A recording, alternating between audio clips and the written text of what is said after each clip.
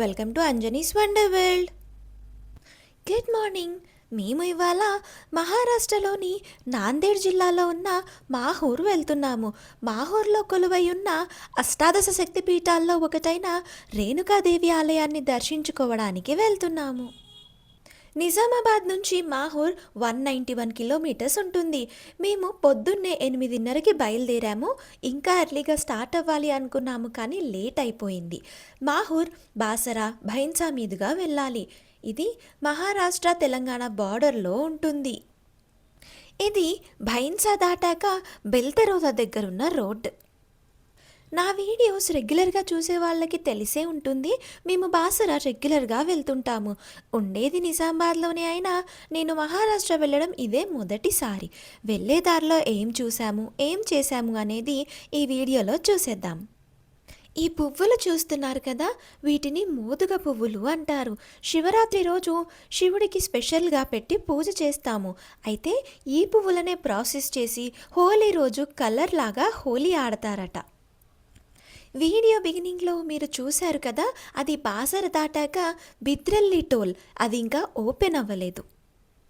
మేము నిజామాబాద్ నుంచి బయలుదేరి బాసర, భైన్సా, భోకర్, హడ్గావ్, తమ్సా మీదుగా మాహూర్ వెళ్తున్నాము.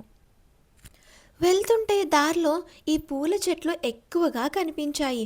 వీటిని ఏమంటారో మీకు తెలిస్తే కామెంట్స్లో చెప్పండి. సరిగ్గా గమనించినట్టయితే చెట్లకి ఆకులు సరిగ్గా లేవు, కానీ పువ్వులు మాత్రం నిండుగా పూసాయి. అవి అలా చాలా దూరం వరకే ఉన్నాయి. అయితే మహారాష్ట్ర ఫస్ట్ టైం వచ్చాను అని చెప్పాను కదా, సో ఈ ఊరి పేరేంటో నాకు తెలియదు, కానీ ఇక్కడ ప్రతి ఊరి సెంటర్లో ఛత్రపతి శివాజీ మహారాజ్ విగ్రహాలు ఉన్నాయి. ఇక్కడ ఇల్లులు కూడా చిన్న చిన్నగా ఇటుకలతో కట్టారు. అంతేకాదు గ్రామాలు కూడా తక్కువ ఏరియాతో ఉన్నాయి. ఇప్పుడే హడ్గావ్లోకి ఎంటర్ అవుతున్నాము. ఇక మాహూర్ విషయానికి వస్తే ఇక్కడ 3 శిఖరాలు ఉన్నాయి. ఒకటి రేణుకామాత శిఖరము, ఒకటి దత్తాత్రేయ స్వామి శిఖరము, ఇంకొకటి అనసూయామాత శిఖరము. అష్టాదశ శక్తి పీఠాల గురించి ఒక వీడియో పోస్ట్ చేశాను కదా, ఆ వీడియోలో దక్షయజ్ఞం గురించి, సతీదేవి శరీర భాగాలు పడిన ప్రదేశాల గురించి, ఏ ప్రదేశంలో ఏ శరీర భాగం పడింది అనే దాని గురించి వివరంగా చెప్పాను. ఈ రోడ్ చూస్తున్నారు కదా, ఇది పెద్ద కొండని తొలిచి మధ్యలో నుంచి వేసిన రోడ్డు. చూడ్డానికి భలే బాగుంది.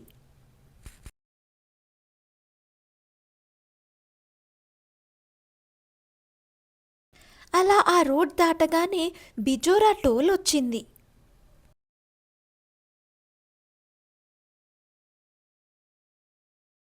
నేను మహారాష్ట్ర వైపు రావడం ఇదే ఫస్ట్ టైం. మీరెప్పుడైనా వచ్చారా? వస్తే ఇక్కడ ఏమేం చూసారో నాకు కామెంట్స్లో చెప్పండి. ఇక్కడ ఒక ముఖ్యమైన విషయం ఏంటంటే పెట్రోల్ బంక్స్ కూడా చాలా దూరంగా ఉన్నాయి. ఆ తర్వాత ధానూడ్ దగ్గర నుంచి రోడ్ డైవర్ట్ అవుతుంది. మీరు వీడియో బిగినింగ్ నుంచి చూస్తున్నారు కదా, వెళ్ళే రోడ్ అయితే బాగుంది. ఇంకిప్పుడు కొండపైకి ఎక్కుతున్నాము. ఇదంతా ఘాట్ రోడ్ లాగా ఉంటుంది. నేను ఇందాక చెప్పాను కదా, గుడి శిఖరం పైన ఉంటుందని. కొంత దూరం వరకు మన వెహికల్లోనే వెళ్ళొచ్చు. అక్కడ కనిపిస్తుంది కదా, అక్కడికే వెళ్తున్నాం మనం ఇప్పుడు.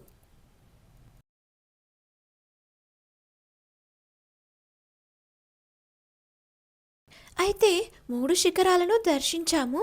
అవన్నీ ఈ వీడియోలో యాడ్ చేస్తే వీడియో లెంతీగా అయిపోతుందని సపరేట్ వీడియోస్లో ఇక్కడి ట్రాన్స్పోర్ట్కి, స్టేకి సంబంధించిన వివరాలు, దర్శనం టైమింగ్స్, అలాగే గుడిని కూడా చూపిస్తూ అన్నీ డీటెయిల్డ్గా చూపించాను, చెప్పాను. ఆ వీడియో లింక్స్ కింద డిస్క్రిప్షన్ బాక్స్లో ఇచ్చాను, చూడండి. దర్శనానికి కొంచెం టైం పట్టింది. ఎందుకంటే మేము మాహూర్ వెళ్ళాలని అనుకున్నాము, కానీ మేము వెళ్ళింది మంగళవారం. అష్టమి అయ్యేసరికి గుడిలో కొద్దిగా రష్ ఎక్కువగా ఉండింది. అందుకని అనుకున్న దానికంటే ఎక్కువ టైమే పట్టింది. 3 శిఖరాలను దర్శించుకున్నాక ఇంటికి బయలుదేరుతుంటే దారిలో మాహూర్కి కొద్ది దూరంలో ఉల్లి పంట కనిపించింది. చూస్తున్నారు కదా, ఎంత బాగుందో చూడ్డానికి. నాకైతే చాలా నచ్చింది. ఇంకిక్కడ ఆగి కొన్ని ఫొటోస్, వీడియోస్ తీసుకుంటున్నాను. భలే బాగుంది.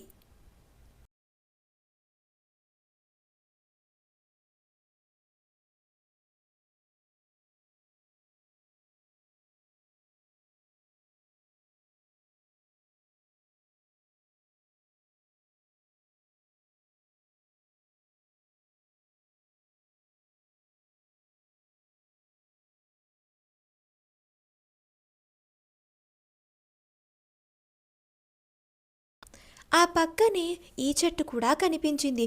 ఇదేం చెట్టు? దీన్ని మీరేమంటారో నాకు కామెంట్స్లో చెప్పండి.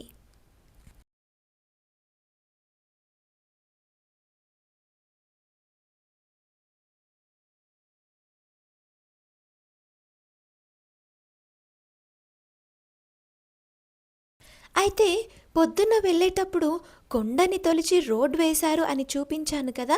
అయితే ఈ కొండపై నుంచి రాళ్ళు పడే అవకాశం ఉందని ఇలా కొండ మొత్తానికి నెట్టు వేశారు. మేము ఇంట్లో నుంచి పొద్దున 8:30కి బయలుదేరితే 12కి గుడి దగ్గరికి చేరుకున్నాము. 3 శిఖరాల పైకి వెళ్ళి దర్శనం చేసుకొని రిటర్న్ అయ్యేసరికి సాయంత్రం 4, 4:30 అలా అయింది. అలా కొద్ది దూరం వచ్చాక ఒక చిన్న టీ బ్రేక్ తీసుకున్నాము. టీ చాలా బాగుంది. దీని లొకేషన్ డిస్క్రిప్షన్లో ఇస్తాను. దీని లొకేషన్ ఎందుకు ఇచ్చానంటే ఈ చుట్టుపక్కల చాలా దూరం వరకు ఏమీ దొరకడం లేదు. మీరు ఇటువైపు రావాలి అని ప్లాన్ చేసుకుంటున్నట్టయితే ఒక సజెషన్ ఏంటంటే ఫుడ్ క్యారీ చేయడానికి ట్రై చేయండి. ఎందుకంటే బాసర భైన్సా దాటిన తర్వాత భోకర్ వచ్చేంత వరకు ఫుడ్ దొరకదు. అందులోనూ తెలుగు వాళ్ళకైతే ఇక్కడి ఫుడ్కి అడ్జస్ట్ అవ్వడం కొంచెం ఇబ్బందిగా ఉంటుందేమో అని నా ఒపీనియన్. మొత్తానికలా ఇంటికి వచ్చేసరికి రాత్రి 9 అయింది. మీకు ఈ ట్రిప్కి సంబంధించి ఇంకేమైనా డౌట్స్ ఉంటే కామెంట్ చేయండి, క్లియర్ చేయడానికి ట్రై చేస్తాను. ఇక ఈ వీడియోని ఇక్కడితో కంప్లీట్ చేస్తున్నాను. మళ్ళీ ఒక ఇంట్రెస్టింగ్ టాపిక్తో నెక్స్ట్ వీడియోలో కలుద్దాము. అన్ని లింక్స్ కింద డిస్క్రిప్షన్ బాక్స్లో ఇచ్చాను. Thank you for watching the video. Do like, share and subscribe.